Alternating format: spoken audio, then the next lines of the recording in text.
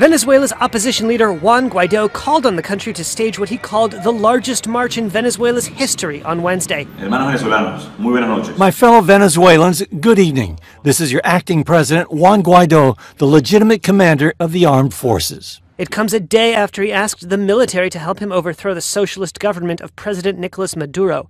Thousands rallied to support him and clashed with police in the streets of Caracas. But while Guaido has the backing of the United States and most Western countries, the armed forces appear to have stood by Maduro, who has support from Russia, China, and Cuba. And that has frustrated Washington.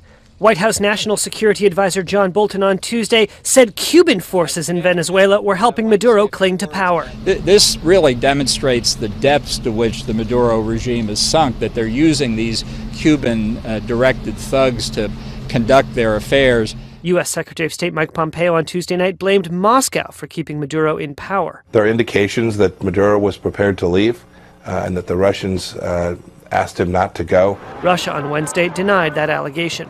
Maduro has called Guaido an American puppet and blamed Bolton and Pompeo by name for instigating the unrest. Señor Pompeo, por favor. Mr. Pompeo, what a lack of sincerity. Mr. Bolton also gave orders to military and civilian personnel in Venezuela to join the coup.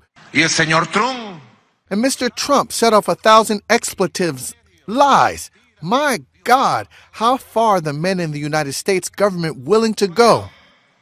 But we have yet to see how far the U.S. is willing to go, something Pompeo left open.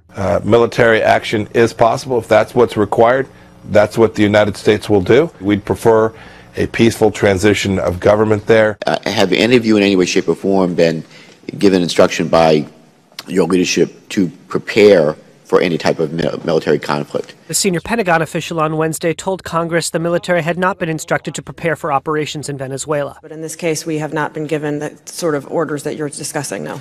The White House is convening a meeting of the National Security Council on Wednesday.